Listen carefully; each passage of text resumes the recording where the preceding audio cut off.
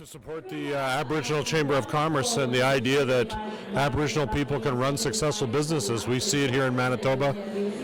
Chief Clarence Louis made the case from his experience about why First Nations have to get into business, earn profits, earn cash, reinvest in their communities in terms of culture and infrastructure and those things that build pride and profit.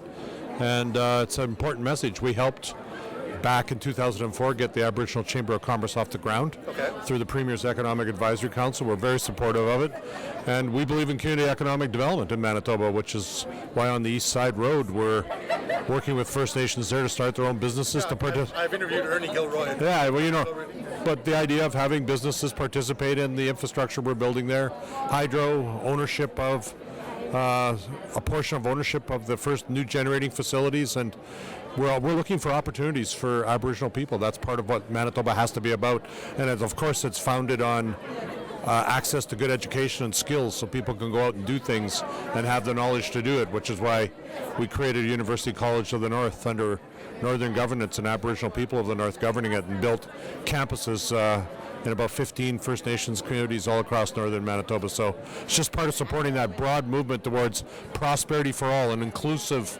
form of economic development that gives people an opportunity. You know, one of the things that I've always come across, I've worked at the Winnipeg Free Press over the last 15 years now, Winnipeg Sun, that sort of thing. But it always comes up that the urban Aboriginal population or the populations, how important is that for Manitoba to develop that? Huge. I mean, it's a huge population. They're already making tremendous contribution in many of our neighborhoods and many organizations, and we just want them to be part of the future prosperity of this province. In Winnipeg, in the north, in rural Manitoba, wherever people are, they have to be part of what we want to do for the future. And you watch the throne speech that we're going to bring out next week. We'll have some further ideas on how we can all get together and move things forward, whether it's urban communities, whether Brandon or Winnipeg or Thompson, or whether it's rural or northern Manitoba. We want to make sure that as we develop our economy, that everybody gets a chance to participate in that economy. Does the province have like an Aboriginal procurement strategy for Aboriginal businesses? Yes.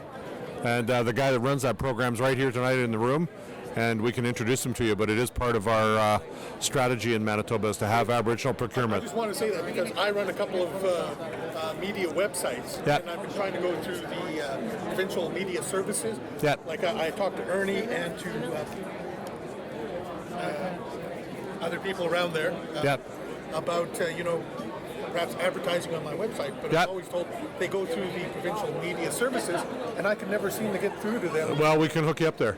We can hook you up there, see what's possible. The Deputy Minister responsible for that is Cindy Stevens, and I've asked why we can't participate more in local media, more in the non-mainstream media to get our message out and to show what opportunities are out there. All right. So we can talk to you about that. All right. Thank you very much. Okay.